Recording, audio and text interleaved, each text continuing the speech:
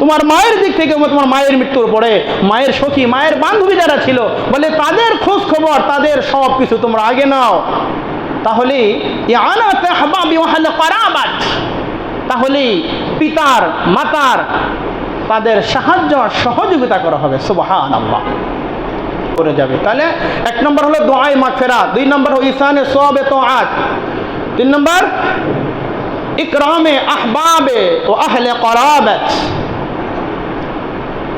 মাতা পিতার বন্ধু, তার প্রিয়জন, আত্মীয় স্বজন যারা আছে তাদের সাথে সম্মানজনক আচার আচরণ করা, এটাও পিতার সাথে কেমন জানি সর্বোচ্চ সম্মানের পর্যায়ে পিতাকে সম্মানিত করা। সুবহানাল্লাহ। ইকরামে আহবাবে ওয়া আহলে করাবাত। হাদিসের মধ্যে আসছে হযরতে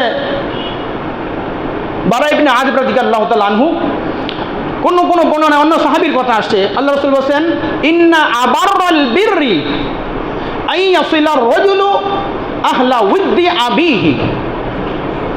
তোমার সম্মানিত পিতার যে সকল প্রিয়জন এবং রক্তের সম্পর্ক যারা রয়েছে, বলে তাদের সাথে সম্পর্ক বজায় রাখো। হাদিসের ভাষ্য হলো তাদের সাথে সম্পর্ক বজায় রাখলে কেমন জানি তোমার পিতার সর্বোচ্চ, তোমার পিতাকে মর্যাদা দেওয়া হবে। আর হযরতে আবু সাঈদ রাদিয়াল্লাহু তাআলা আনহু তিনি বলেন এই কথা যে যদিও এখানে পিতার কথা এসেছে, তবে পিতার হকের চাইতে মাতার হক 3 গুণ। সুবহানাল্লাহ। বিগত জুমা আলোচনা গেছে না, পিতার হকের চাইতে মাতার হক বেশি, এবং বেশি হলো কোরআন এবং হাদিস অনুযায়ী 3 গুণ। তো আবু সাঈদ ইবনে সাঈদ রাদিয়াল্লাহু তাআলা আনহু বলেন এখানে এই হাদিসের মধ্যে মা এবং বাবা, বলে মায়ের সখী, মায়ের বান্ধবীদের সাথেও সৎ আচার আচরণের কথা, সম্মান প্রদর্শনের কথা বলা হয়েছে। সুবহানাল্লাহ। আল্লামা ইমাম নববী রাহমাতুল্লাহ আলাইহি তিনি বলেন যে তোমার পিতা এবং তোমার প্রপিতা এবং তোমার শায়েখ, তোমার উস্তাদ যারা রয়েছে তাদের সাথে সম্মানজনক আচার আচরণ করা। কোনো কোনো বর্ণনার মধ্যে পাওয়া যায় স্বামী স্ত্রী মারা যাওয়ার পরেও স্বামী স্ত্রীর বন্ধু বান্ধবীদের সাথে, তাদের সাথে সম্মানজনক আচার আচরণ করা। এরপরে আল্লাহ রাসূল বলছেন যে খালার সাথে সম্মানজনক সবচেয়ে বেশি। কেন? বারা ইবনে আযিব রাদিয়াল্লাহু তাআলা আনহু বলেন আল খালাতু বিমানজিলাতিল উম্মি, তোমার খালা হলো তোমার মায়ের মর্যাদা সমপরিমাণ। সুবহানাল্লাহ। মায়ের পরে স্থান খালা। আজকে এই খালার সাথে সম্মানজনক আচার আচরণ তোমরা করো। 4 নম্বর হলো ইয়ানাত আহবাবি ওয়া আহলে করাবাত। এই যে যাদের কথা শুনলেন, রক্তের সম্পর্ক, আত্মীয়তার সম্পর্ক, চাচা, ফুপি, খালা, নানি, দাদি ইত্যাদি ইত্যাদি যারা রয়েছে, বলে তাদের ইয়ানাত আহবাব, তাদের সাহায্য সহযোগিতা করা, তাদের খোঁজ খবর নেওয়া।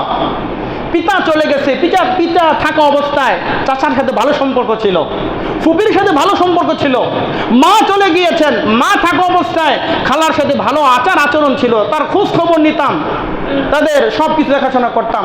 এখন মা বাবা চলে গেছে, এখন চাচার সাথে সুসম্পর্ক নাই, ফুপির সাথে সুসম্পর্ক নাই, তাদের কোনো সাহায্য সহযোগিতার প্রয়োজন হলে তাদের খোঁজ খবর নেওয়ার আমাদের দরকার পড়ে না। মায়ের দিক থেকে মা চলে যাওয়ার পরে খালার, আল্লাহ রাসূল বলেন খালার তোমরা খোঁজ খবর নাও, তাদের সাহায্য সহযোগিতা করো, তাদের দেখাশোনা করো। বলে উল্টা হয়ে গেছে, বলে খালার তো সাথে তেমন সম্পর্ক ভালো নাই, খালার তো খোঁজ খবর নেই না, ওইদিকে শ্বশুর বাড়ি শালীর সাথে ভালো সম্পর্ক, তাদের খোঁজ খবর নেওয়া, জেঠটাসের খোঁজ খবর নেওয়া, শ্বশুর বাড়ি বলে ভাইরার ছেলেটা, ভাইরার মেয়েটা, আর কি লেখাপড়া হবে, আমার বাসায় এনে লেখাপড়া, বলে ইত্যাদি ইত্যাদি সব কিছু তাদের খোঁজ খবর নেওয়া। কিন্তু আল্লাহ রাসূল বলছে যে তোমার শালা শালী, তোমার জেঠটা যারা আছে ওটা তো পরের স্টেপের কথা। তোমার মায়ের দিক থেকে তোমার মায়ের মৃত্যুর পরে মায়ের সখী, মায়ের বান্ধবী যারা ছিল, বলে তাদের খোঁজ খবর, তাদের সব কিছু তোমরা আগে নাও। তাহলে ইয়ানাত আহবাবি ওয়া আহলে করাবাত, তাহলে পিতার মাতার তাদের সাহায্য সহযোগিতা করা হবে। সুবহানাল্লাহ।